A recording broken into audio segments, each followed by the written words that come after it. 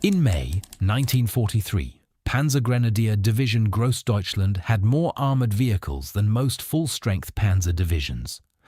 Panthers, Tigers, Panzer IVs, assault guns, flamethrower tanks, armoured personnel carriers, a division-sized arsenal that received priority equipment ahead of most other formations in the German army. Not the Waffen-SS, the regular army.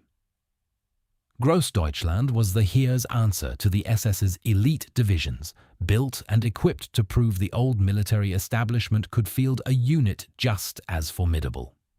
By March 1945, it had 1 Sturmgeschütz, 1 Panzer IV, 5 Panthers, and 6 Tigers, 13 vehicles, 4,000 men, and the war had 2 months left to run. The standard explanation is attrition. The Eastern Front ground it down. That is accurate and almost entirely useless for understanding what happened. Großdeutschland was destroyed by the institution that valued it the most. If this is the kind of history you're here for, hit subscribe. Now, how it actually happened. It starts with a parade. It ends with 1-2. The unit started as a ceremonial guard in Berlin in 1921. The Wach Regiment Berlin, a parade formation, honor guards, diplomatic functions. Unlike every other regiment in the German army which recruited from a specific military district, Großdeutschland drew its men from across the entire country. The choice was deliberate. This regiment carried the name of the nation on its cuffband. By 1939, it had been re-equipped for combat and redesignated Infantry Regiment Großdeutschland. It missed the invasion of Poland, still reorganizing, a fact that stung its pride. It fought in France in 1940, attached to Kleist's Panzer Group, and performed well enough that the army saw what it could become. In April 1942, the regiment absorbed 2 fresh battalions and was expanded into a full motorized infantry division. The standard motorized division had 2 infantry regiments and some supporting arms. Großdeutschland got that, plus a panzer battalion, an 88mm anti-aircraft battalion, 96 anti-tank guns, a flamethrower company, and its own assault gun detachment. It was overgunned from birth. That pattern defined its entire history, the Army's prestige formation, always receiving equipment first, always expected to perform miracles with it. The miracles were real. Kharkov in the winter of 1943, the defensive fighting around Belgorod, the counterattacks that stabilized whole sectors of the line. The division earned everything its reputation promised. The problem was what the reputation cost.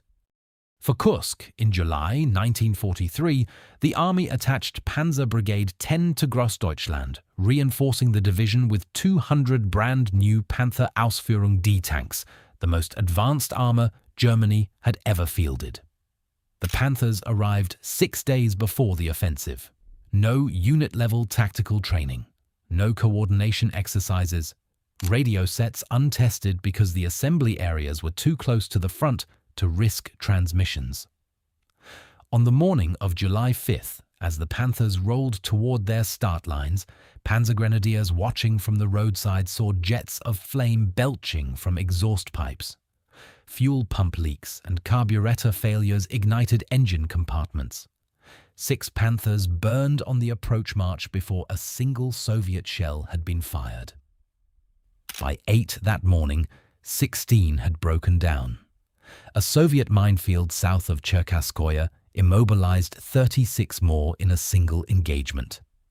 By the evening of July 7th, 10 were operational out of 200. Großdeutschland ground forward on the Oboyan axis, bleeding out against echeloned Soviet defenses, while what was left of its attached Panthers sat immobilized in minefields behind the line.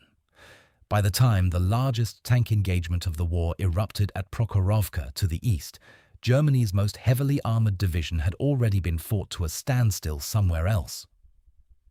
10 Panthers operational out of 200. Hitler had delayed Operation Citadel for 2 months, specifically to wait for those tanks. The Soviets used those 2 months to build nearly 200 miles of minefields, anti-tank positions, and artillery kill zones. The prestige of the Panther had overridden the readiness of the unit that had to field it. The division paid for decisions made above it, equipment forced onto it, deadlines dictated by politics. Kursk was the first time the army spent Großdeutschland's readiness on someone else's timeline. It would not be the last. After Kursk, GD's orders rarely lasted more than a few weeks before a new emergency cancelled them. The division became Army Group Center's mobile reserve, fighting withdrawal actions across Ukraine through the rest of 1943 and into 1944. The Dnieper crossings, Kryvyi Rog, shifted from one collapsing sector to the next, arriving as rearguard or counterattack force, never staying long enough to consolidate. The army called it the Fire Brigade, Die Feuerwehr, the highest compliment the Eastern Front had to offer, and a description of a mechanism that had no off switch. A fire brigade that never returns to the station burns out. In January 1944, Hasso von Manteuffel took command. The division retreated into Romania, defending the Plosti oil fields, then fought the first Jassy-Kishinev offensive between the Pruth and Moldau rivers. The combat footage from that period shows Panthers, Tigers, and Panzer IVs advancing with air support, and Manteuffel directing operations from the front. It looks like an elite formation at the peak of its power. The replacement pipeline tells a different story. In February 1944, a newsreel shows Hitler Youth volunteers arriving at a garrison town for assignment to Großdeutschland. Boys marching through the streets in formation, inspected by the garrison commander. This was the elite replacement system by early 44. Teenagers, processed through a ceremony, fed into a division chewing through men faster than the training system could produce them. When Army Group Center was annihilated in Operation Bagration that summer, a Großdeutschland Panther battalion was pulled from Romania and attached to the 6th Panzer Division for a relief attack toward Vilnius, where German troops were trapped. The attack opened a corridor. It held long enough for 3,000 men to get through before the Soviets closed it. The battalion's reward was immediate redeployment to the next fire. This time, it was in East Prussia, where the rest of the division was already burning. In the autumn of 1944, Großdeutschland fought in both East Prussia and the Baltic states simultaneously. It was nearly destroyed in the Memel bridgehead, trapped in a besieged pocket with the 7th Panzer Division, its only lifeline a narrow strip of sand called the Curonian Spit, its only heavy support the naval guns of the cruisers Prinz Eugen and Lützow. In November, the division was reorganized into Panzerkorps Großdeutschland, paired with the Brandenburg Division. The men who had fought together since Kharkov were now mixed with units they had never trained alongside. By January 1945, the system had collapsed so completely that it split the division's name in two. The veteran combat elements of Großdeutschland were still trapped hundreds of miles away at Memel. Meanwhile, east of the Oder, an entirely different formation was being assembled to defend the Tirschtegel line. Built from the division's training and replacement brigade, local militia, and stragglers, and commanded by Willy Langkeit. It was named Panzergrenadier Division Kurmark. The new division carried Großdeutschland's training cadre and something of its reputation, but it was not the division fighting at Memel. The Tirschtegel defences Langkeit's men were ordered to hold had been built by local Nazi Party officials. When the Soviets approached, the officials fled.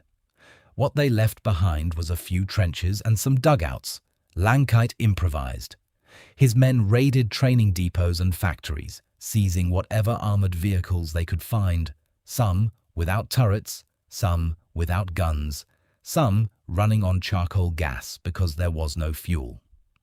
They stopped trains passing through the area and pulled soldiers off them to fill their ranks. the institution had used up the real Großdeutschland so completely it had to manufacture a second one just to keep a name on the map. In Berlin, weeks earlier, there had been a parade, the last one. The ceremonial guard regiment that still carried the Großdeutschland name stood for review. Joseph Goebbels accepted patronage of the regiment and was presented with its cuff band in a gift box. Tanks with the name Rommel painted on their hulls were lined up behind the formation, a dead general's name borrowed for a dying formation. The ceremony took place in the capital, honoring a name, while two other formations that shared it were dying, one in a Baltic pocket, one on the Oder, out of trucks and turrets and men. Großdeutschland was trapped in the Memel pocket through the winter. By March, the division had been ground down to that same count, 4,000 men and 13 armoured vehicles. On March 19th, it lost its last Tiger.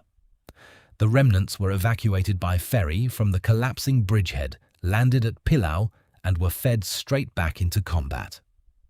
By late April, the division ceased to exist.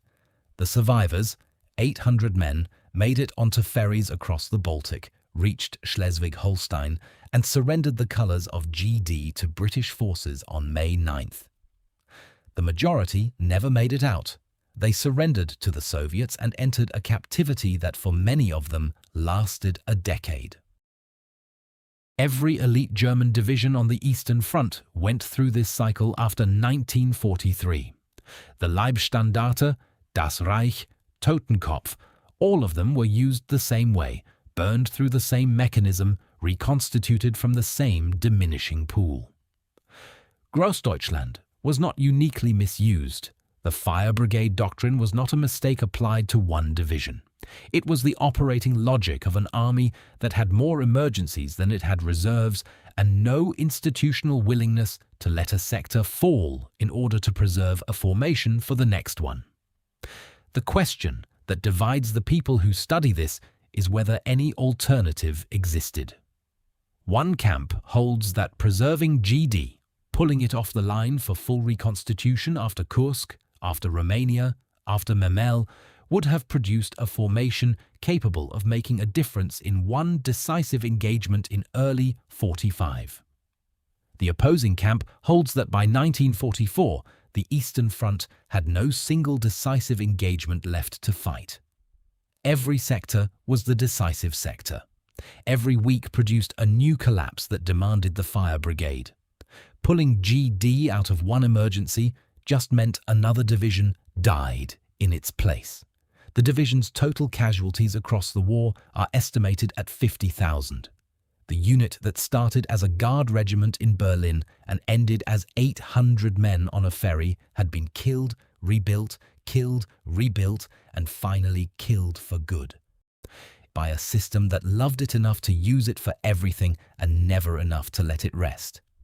You know where to put yours. And if you made it this far, you know where the subscribe button is too. Thanks for watching.